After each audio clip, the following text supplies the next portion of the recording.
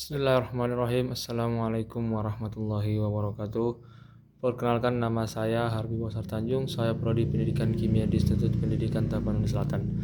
Pada kali ini saya akan mencoba menjelaskan tentang penjelasan dari isi makalah saya yang berjudul Stoikiometri Senyawa dan juga eh, stoikiometri reaksi.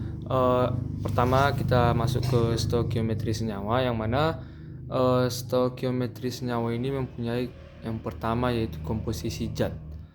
Salah satu kegiatan paling penting dalam ilmu kimia adalah melakukan percobaan untuk mengidentifikasi zat, yakni analisis kualitatif dan analisis kuantitatif.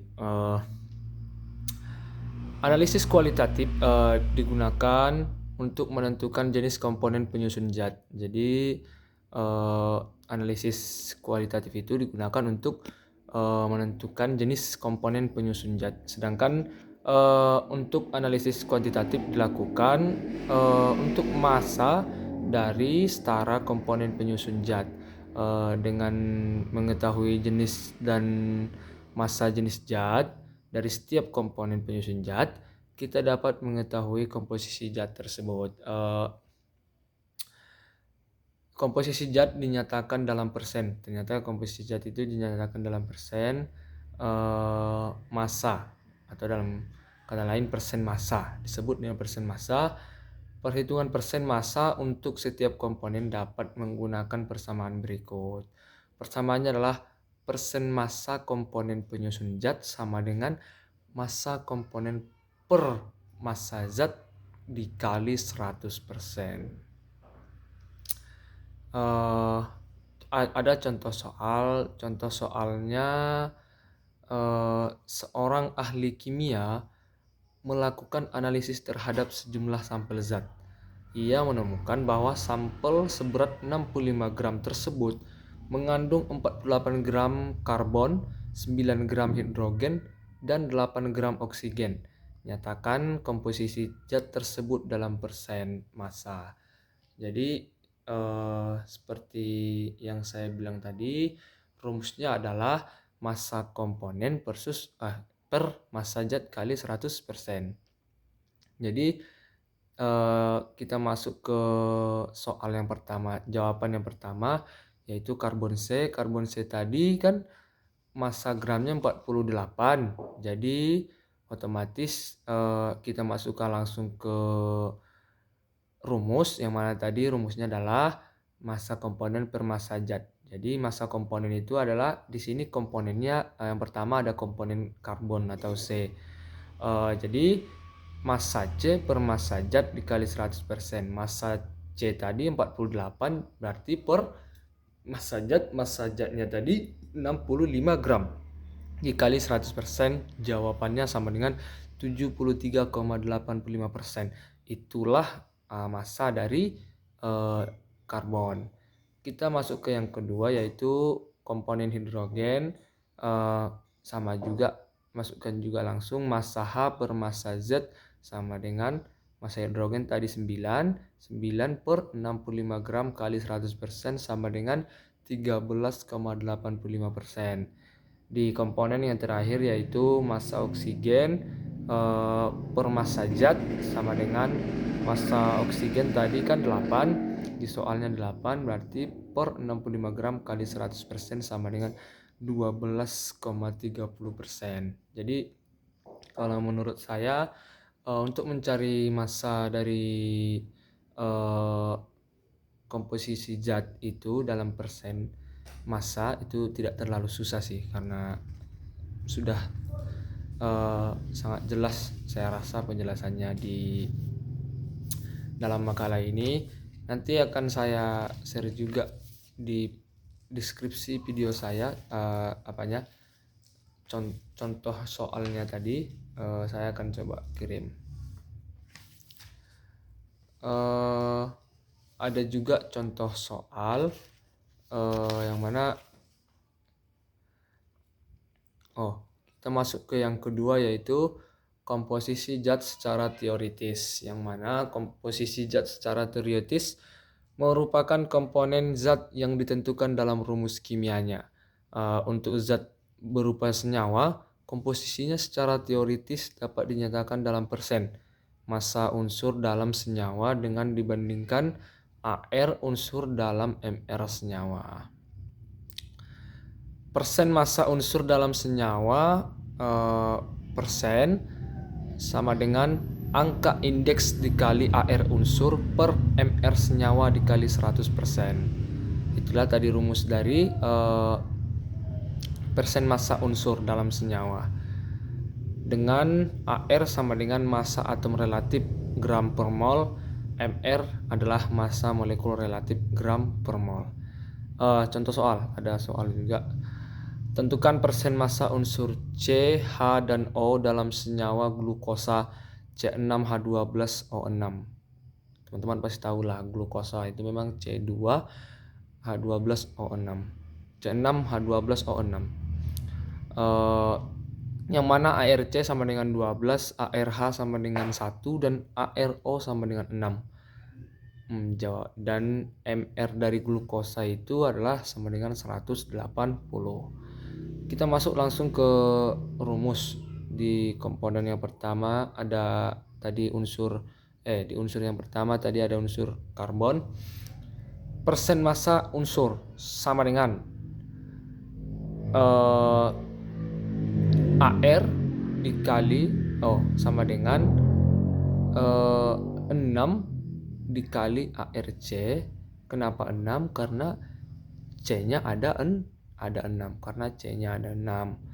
6 dikali ARC per MR glukosa atau MrC6H12O6 sama dengan 6 dikali MrC tadi, MR karbon tadi, AR karbon tadi kan sudah ada di soal, AR-nya adalah 12. Jadi 6 dikali 12 per 180 kali 100% sama dengan 40%. Jadi massa unsur dari karbon adalah 40%. Kemudian di unsur yang kedua ada unsur hidrogen, sama juga sama yang di atas. Kita masukkan langsung sama dengan 12. Kenapa 12? Karena tadi glukosanya mengandung C6H12O6.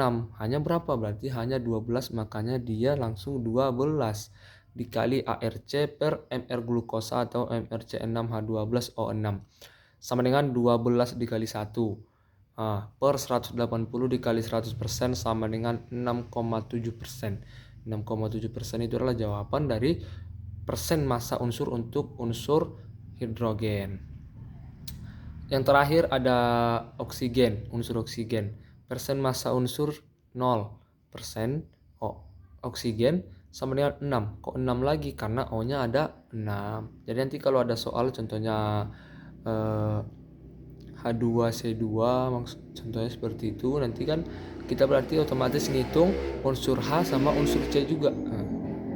Hanya tadi ada 2, berarti kita masukkan 2. Kita ngikut soalnya saja.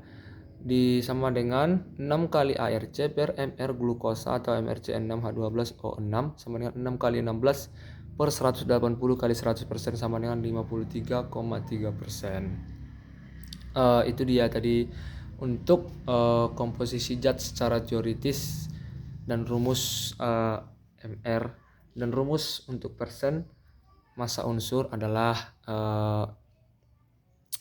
angka indeks. Angka indeks itu tadi jumlah dari unsur penyusunnya dan kali AR unsur per MR senyawa kali 100%. Jangan lupa ya teman-teman ya. Yang ketiga ada menentukan rumus kimia zat. Rumus kimia zat dapat dibedakan menjadi rumus empiris dan rumus molekul. Rumus empiris dapat ditentukan dengan menghitung mol komponen penyusun dengan zat menggunakan massa molar. Sedangkan rumus molekul dapat ditentukan jika rumus empiris dan massa molekul relatif atau MR zat diketahui. 1. Menentukan rumus empiris zat. Dalam menentukan rumus empiris, perbandingan mol unsur-unsur dalam zat haruslah merupakan perbandingan paling sederhana. Dia contoh soalnya adalah sejumlah sampel zat mengandung 11,2 gram Fe dan 4,8 gram O, yang mana ARFE sama dengan 56 dan ARO sama dengan 16. Tentukan rumus empiris senyawa tersebut. Jadi untuk menentukan rumus empiris zat, kita menghitung perbandingan mol Fe dan O terlebih dahulu. Yang mana untuk menghitung mol komponen, rumusnya adalah massa dari unsur per AR unsur sama dengan itu dia untuk rumus mencari mol komponen dari unsur. Tadi untuk unsur Fe massanya tadi 11,2 gram. Itu adalah massa untuk Fe.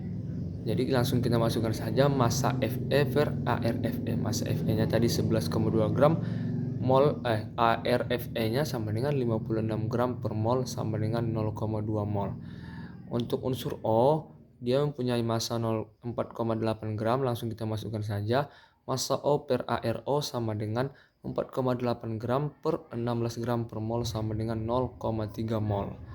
Jadi jika sudah dapat tadi mol komponennya, langsung kita bandingkan saja unsur Fe dan juga unsur O tadi, yang mana Fe dibanding 0 sama dengan 0,2 Fe banding Fe banding dengan oksigen atau O sama dengan 0,2 dibanding 0,3 sama dengan disederhanakan dulu jadi 2 banding 3. Jadi rumus empiris senyawa adalah Fe2O3. Kenapa Fe2O3? Karena tadi perbandingannya 2 banding 3. Menentukan rumus molekul zat padat, pada dasarnya rumus molekul merupakan kelipatan-kelipatan dari rumus empirisnya. Sebagai contoh, ternyata menentukan rumus molekul zat padat pada dasarnya, rumus molekul merupakan kelipatan-kelipatan dari rumus empirisnya. Sebagai contoh, jadi dia itu sudah ada kelipatan-kelipatan dari rumus empirisnya. Sebagai contoh, rumus molekul dari CH2H2 mempunyai rumus empiris CH. N-nya sama dengan 2, nama zatnya adalah etuna atau gas astelina. Itu dia contohnya. Untuk menentukan rumus molekul, maka rumus empiris N sama dengan rumus molekul, dengan N sama dengan bilangan bulat. N-nya harus bilangan bulat ya, teman-teman.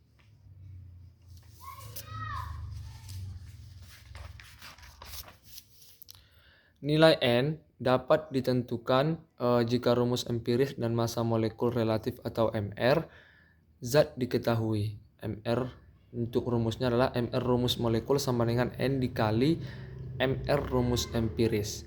Contoh soal, suatu senyawa dengan rumus empiris CH yang mana ARC-nya sama dengan 12 dan ARH-nya sama dengan 1 mempunyai MR26. Tentukan rumus molekul senyawa tersebut. Jadi jawabnya kita langsung masukkan saja rumusnya tadi. MR sama dengan N dikali buka kurung ARC ditambah ARH. MR-nya tadi berapa? MR-nya tadi 26.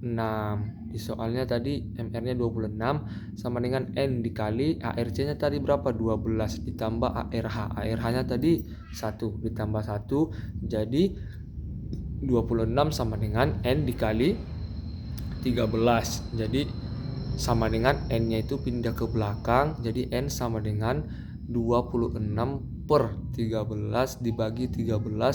N sama dengan 2. Jadi N-nya itu sama dengan 2. Itu dia tadi. Jadi rumus molekul senyawa tersebut adalah buka kurung CH tutup kurung 2 sama dengan C2H2. Kenapa seperti itu? Karena tinggal kali saja. C kali 2 sama dengan C2, H dikali 2 sama dengan H2. Mungkin itu saya teman-teman yang bisa saya jelaskan tentang makalah saya. Kurang lebihnya saya mohon maaf. Wabillahi wal taufiq wal hidayah. Wassalamualaikum warahmatullahi wabarakatuh.